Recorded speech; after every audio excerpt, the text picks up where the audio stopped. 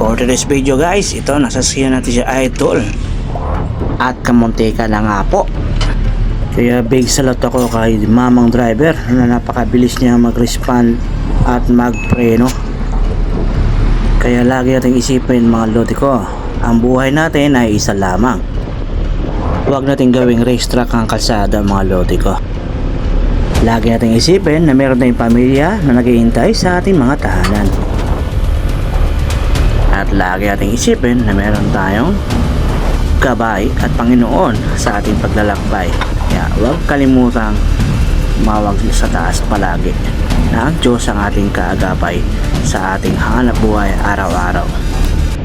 Kaya shout out sa mga lodi natin dyan. Always ride safe mga papi. At ang sabi nga, ang buhay ay hindi karera.